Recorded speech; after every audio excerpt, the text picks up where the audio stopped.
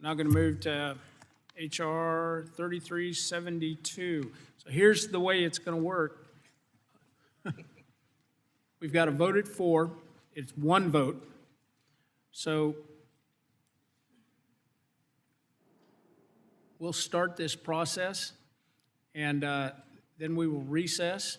We'll get through this, and but I encourage everybody to get right back over here after the vote. Just go over and vote, and we'll recess early enough so we can get out where we got people with a lot of commitments tonight.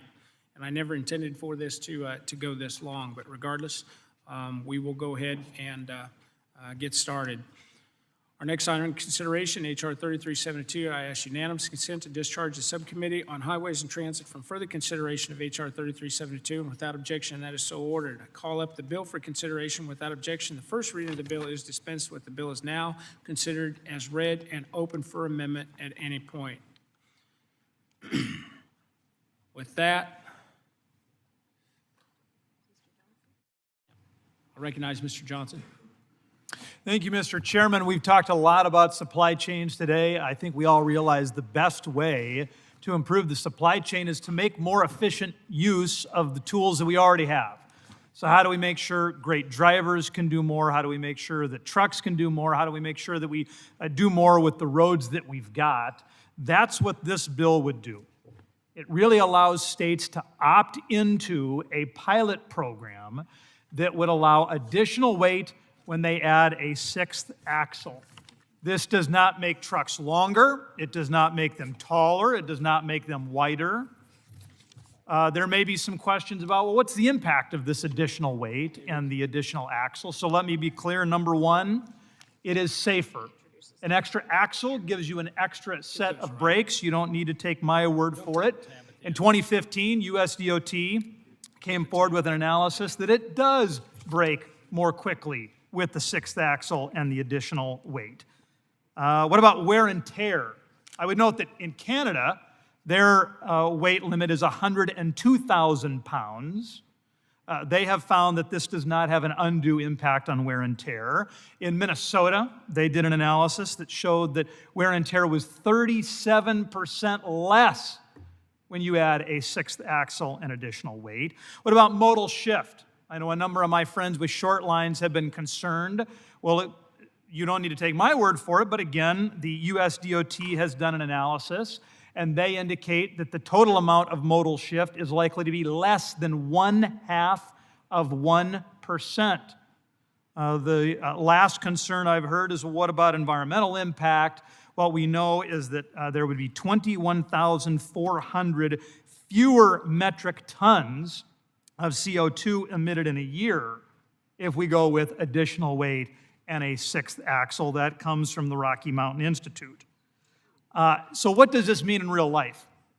If you look at analysis by the dairy industry, they say that there would be 105,000 fewer truck trips in a year hauling cheese, hauling powder, hauling other dairy products if this was the law of the land. In the forest industry, it would be 1.4 million fewer truck trips a year.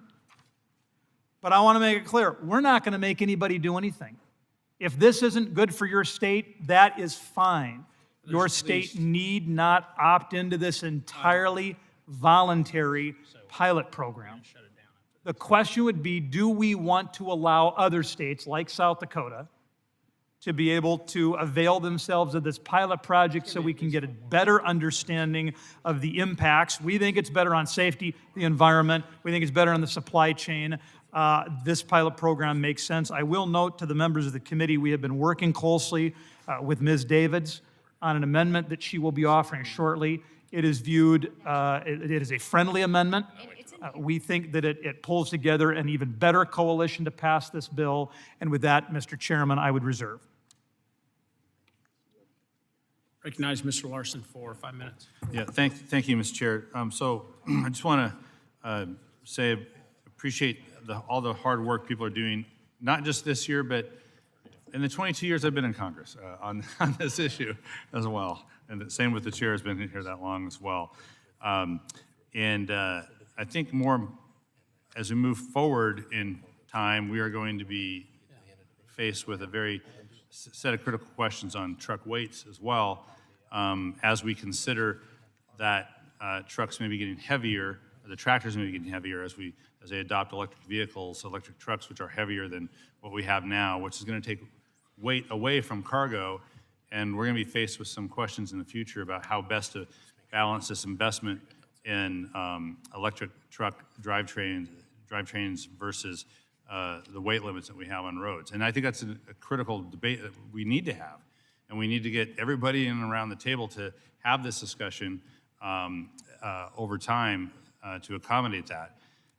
And so I want to make that point because this is something that is going to, we'll be faced with in a different context, but faced with nonetheless. And that said is, that what I want to get to then is, what about this bill? Well, this bill doesn't consider that broader debate necessarily, and so I'm going to oppose the legislation that sets up this 10-year pilot project, though I do appreciate that the legislation would require these trucks to have additional axles and be subject to state permitting. Unfortunately, there are some downsides to the proposal. Heavier trucks having longer braking distances. It's arguable, maybe arguing a bit with Mr. Johnson on that. Less stable. A few other things. A study in my state showed that 91,000-pound six-axle trucks had a crash rate which is higher than five-axle trucks. In 2021, as I noted on an earlier bill, nearly 6,000 people were killed in crashes involving large trucks. We need to ensure that safety is paramount in our decision-making, and we've heard messages from survivors of truck crashes and their families, as well as from local law enforcement who are tasked with keeping our roads safe. It's not the only concern. Obviously, the weight on bridges is important. According to the DOT, this legislation would cause an estimated 1,500 interstate bridges to be load posted. Compared that to 2019, when 35 bridges on the entire system were load posted. We've learned from local governments that 72,000 local bridges couldn't accommodate this weight. So we're talking about rerouting. I have rerouting issues in my district, especially through rural areas and smaller towns who are subject to some of the rerouting because of limitations on Interstate 90 in our state. So we've got this bill in and of itself. We have the Owner-Operator Independent Drivers Association testifying that 68% of their members felt heavier trucks would make it harder to recruit and retain drivers. So a lot of issues why I'm opposing this legislation. But I would say, just note, as we consider the other technologies that are coming into this industry, especially as it applies to how trucks are built, what the propulsion systems are, sorry, talking aviation here, aviation language, what makes them go, that is going to take weight from the trucks that would otherwise go to cargo, and we are going to be faced with some other sets of questions about weights of trucks and amount of cargo transported on those trucks. So I do not expect this pass. If it passes or doesn't pass, this will not be the last time we have this discussion. It may be in a very different context, but I will say to the safety advocates, to truckers, to shippers, it's one that we have to have, and folks are going to have to come around and sit around the table and stare at each other and help us come up with solutions on some very real challenges we're going to be facing in the future. So with that, I yield back. Anyone else, Mr. Garamendi? Would Mr. Johnson yield for a question? Most assuredly. Did you say that this bill is optional state by state? Yes, sir. It creates a pilot program that states can opt into. If they choose not to, they are unaffected by this legislation. Thank you. Mr. Crawford? Thank you, Mr. Chairman. I'm proud to support H.R. 3372, which was introduced by my colleague from South Dakota, Mr. Johnson, with bipartisan support. This bill directs the Department of Transportation to set up a 10-year voluntary pilot program that allows states to increase gross vehicle weight on their federal interstate highways up to 91,000 pounds using a six-axle configuration. As we've noted a few times during today's markup, our nation's supply chain is currently experiencing a shortage of commercial vehicle drivers. Last year, the shortage of qualified drivers was estimated to be a near record high of 78,000, and the American Trucking Association's forecast that shortage could grow to 160,000 in 2031. This voluntary program will help companies more efficiently move cargo with the drivers they already have. The bill would allow companies to use fewer trucks to move the same amount of goods, which is critical as the nation is still bearing the brunt of record high diesel prices. This more efficient movement of goods would help reduce emissions and congestion by reducing the number of trucks on the road. Let me again say this proposal is for a voluntary pilot program. If the state doesn't want to participate, they don't have to. By requiring trucks in the pilot program to use 6 axles, the commercial motor vehicles would be bridge formula compliant, which means they would meet the necessary weight per axle test to maintain safety. The federal gross vehicle weight limit was set at 80,000 pounds in 1982. While there has been some tinkering since that time, the federal gross vehicle weight limit has essentially remained the same. A lot has changed in the last 41 years. There have been massive improvements in the safety technology you'll find on trucks today, on cars, on roadways, and in driver training programs. Previously, DOT found that 91,000-pound 6-axle vehicles handle similarly to 80,000-pound trucks on 5 axles. However, to recommend any more changes to the federal gross weight limit, DOT stated that it would need more data. This bill helps provide that data. I urge support of the bill, and I yield back. We're going to go, vote's been called. We're going to recess for, let's take us to get over and get back. 20 minutes? 30? Get over and get back. We're just going to recess for a short period of time. The committee will come to order. We are in debate on H.R. 3372. Are there any other members who wish to be recognized on H.R. 3372? Mr. Edwards. Yeah, thank you. Thank you, Mr. Chair. I appreciate Congressman Johnson bringing this to us. When we look at what's happening right now and how our economy has been devastated through the pandemic, moving goods from one location to another has a significant role in the costs for consumers and for small businesses. I applaud Representative Johnson for bringing this to us because it seems to be a well thought out, common sense solution to a complex problem. No one particular solution is going to fix this. He's thought it out very well. It's voluntary for the states that want to participate. The braking distance seems to not be an issue with the 6th axle. It reduces emissions, and I know that it will reduce costs overall. So I will support this amendment, and I hope the rest of you will too. Gentleman yields. Any other members wish to be recognized on H.R. 3372? Mr. Collins. Thank you, Mr. Chairman. When I take a look at anything out there, especially when we're making changes, I try to look at 3 different, especially in this particular arena. And I look at productivity, safety, and infrastructure. And so what I'd like to start out with is, first of all, safety. And I know my colleague on the other aisle said that he spouted off how many accidents trucks were involved with. Well, you know, the latest study that I looked at, which happened to have had AAA Foundation involved in that study, found that over 80% of the crashes out there where there was a commercial vehicle and a car involved, the car was at fault. So to just simply state that there were that many accidents with commercial vehicles out there is only half of the story. Speaking of safety, the trucks are able to hold that 90,000 pounds without a problem. They're already built for that. But in addition to that, back in 2010, I started buying equipment that had disc brakes on it. Those disc brakes allowed those trucks to stop almost 200 feet shorter going at 60 miles an hour. Since then, we've had lane mitigation, collision avoidance, which slows the trucks down if they come up on a slower vehicle, and rollover stability, which is why you rarely see a jackknife truck and trailer anymore. So the safety aspect is there. Then you move on to the productivity or the efficiency that Mr. Johnson was talking about. With this, you'll gain a 13 to almost 14% more productivity, which if you want to put that in other terms, if you see 8 trucks out there on the road today, and they're all hauling that 80,000 where they weigh out before they cube out, in other words, they still got room on the trailer, you could take one of those trucks off the road. And that's pretty clear to see. As far as infrastructure, you know, the interstate system was built for military equipment. And, you know, and I would just rest on the fact that it seems like last Congress, you know, this Congress passed a $1.2 trillion infrastructure bill out there supposedly to take care of these roads and bridges out there. I would argue against that a little bit, but they passed that money for that. So anyway, with that, Mr. Chairman, I yield back. Gentleman yields. Mr. Carter, recognized for 5 minutes. Mr. Speaker, I ask unanimous, Mr.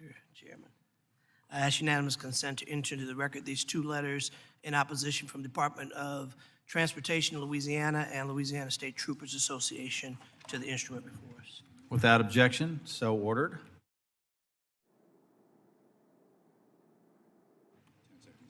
Does the gentleman yield?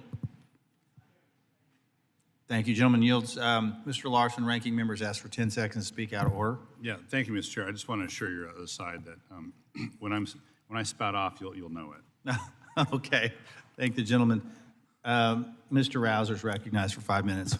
Thank you, Mr. Chairman, and I want to commend my friend Dusty Johnson for really what I think is a really good bill. I've listened to the other side and the arguments from the other side. I hear what they're saying, but it really doesn't compute with me, because when you add the extra axle, if you have any question about whether or not this is a good policy, when you add the extra axle, it ensures. If you believe it's not a good policy, it ensures that it's a good policy when you add that extra axle. If you do the math, 80,000 pounds divided by 5 axles is more than 91,000 pounds divided by 6 axles. Now, granted, you may not have quite as much weight on the front axle as you do on the others, et cetera.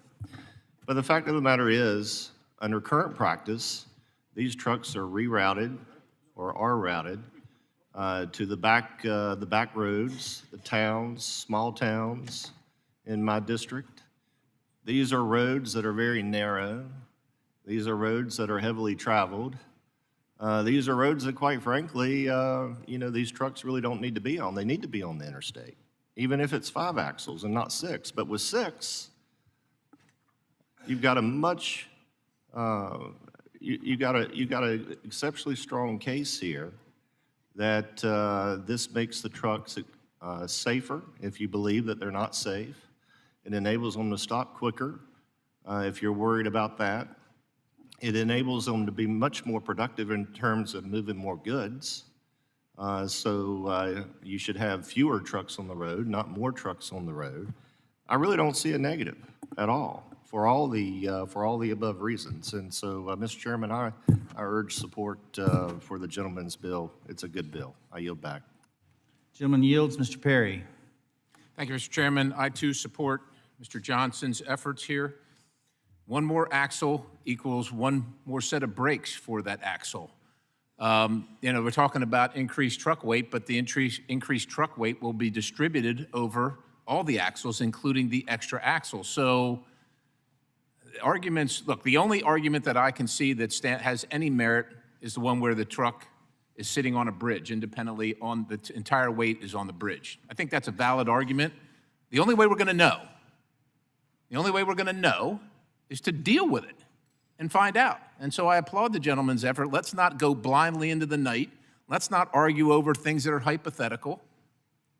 Let's figure it out and then move forward as informed individuals here. And so with that, I urge adoption and support. I think it's a good bill. I think it's well planned, well timed, and I yield the balance. Gentleman yields. Mr. Ezell. Yes, thank you, Mr. Chairman. I too am in support of this bill, and having worked my entire career as a law enforcement officer, running up and down the highways and interstates, and seeing the improvement that we have seen with the trucks over the last several years. And I will say this again as a reminder, this is a pilot program that states can opt in or out. So I would say let's go forward with this. Let the states adopt it if that's what they want to do. And this will be a big boost for the trucking industry in my state. And as a career law enforcement officer, and I've seen both sides of this, and I've been on both sides of this, but I see this as a good bill, and I'm in full support. Gentleman yields. Any member wish to be recognized? Further comment on H.R. 3372? Hearing none, The bill is now open to amendment. Are there any members that wish to make an amendment? Ms. Davids is recognized. Mr. Chair, I have an amendment at the table. The clerk will designate the amendment. Amendment to H.R. 3372, offered by Ms. Davids of Kansas, number 009. Without objection, the amendment will be considered as read. Ms. Davids is recognized for 5 minutes to speak on her amendment. Thank you, Mr. Chair. I have to say this. Rarely have Mr. Perry and I agreed on things, but I'm going to quote you. Let's not go blindly into the night. So I support the principles of H.R. 3372 for a number of different reasons. One is, Ranking Member Larson mentioned this earlier, this is just the beginning of the conversations we're going to be having about weights as EVs start to come online more and more. And since the start of my time here in Congress, that conversation has been happening around an increase in the federal gross vehicle weight limit. And my central concern this entire time has been that we need data. And this bill recognizes that. You know, we've heard already from some of my colleagues about federal regulators indicating that they can't make determinations on the safety concerns around increased gross vehicle weight or the efficiency because we don't have any standard data sets at this point. So I do support a national pilot program to gather the data with the inclusion of the sixth axle and additional braking systems for trucks. I know that there are a lot of stakeholders who are coming together to try to figure out how to get to a yes on this. And then, of course, with USDOT setting goals and parameters around the pilot.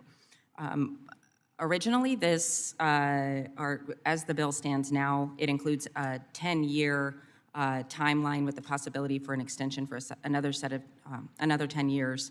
And with those timelines, I express concern that it fails to exist as a pilot, but rather would be something like a de facto increase in gross vehicle weight. And so we came together. I'm proposing an amendment that would reduce the length of the pilot program to 5 years with the option to extend the timeline by an additional 5 years. And that would also be at the discretion of the secretary, so that part remains the same. And then, you know, we can analyze the data that gets collected in order to determine what was successful and what deserves further extension or a possibility for remaining permanent. I completely agree with some of my colleagues here. What we're looking for are common sense compromises, ways to try to get to yes, and so I submit my amendment in that vein. Thank you, and I yield back. Does any other member wish to be recognized on the amendment? Mr. Johnson. I know sometimes people think this town is only about politics, but I really want to applaud a number of members on the other side of the aisle, Mr. Chairman, who were focused on policy. Ms. Davids did exactly what you're supposed to do. She raised this issue yesterday. She raised it again this morning. We talked about ways to solve it. She proposed something. I counter-proposed. She told us where she'd be comfortable. She drafted the language, and here we are. Ms. Skolton asked questions about, the technical policies of the bill, and we got her some answers that I think made her more comfortable. I want to thank Ms. Davids and others in working hard to get to yes. This is an amendment that we view favorably, and I would ask people to vote yes on it. Gentleman yields. Do any other members wish to be recognized? I'll recognize myself for 5 minutes. I support this amendment. I appreciate the gentlewoman's amendment. We look forward to working with her and accept the amendment. With that, I yield back. Are there any further speakers? I see none. The question is on the amendment. All those in favor signify by saying aye. Aye. All those opposed signify by saying nay.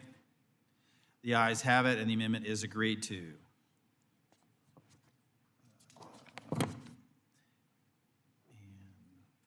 Are there any other amendments to H.R. 3372? Hearing none, the question is now on adoption and favorable reporting of H.R. 3372 as amended. All those in favor signify by saying aye. Aye. All those opposed signify by saying nay. In the opinion of the chair, the ayes have it, and H.R. 3372, as amended, is agreed to and ordered favorably reported to the House. Mr. Ranking Member. I'll ask for a recorded vote. A recorded vote has been requested as previously announced pursuant to Committee Rule 6F. Further proceedings on the question are postponed.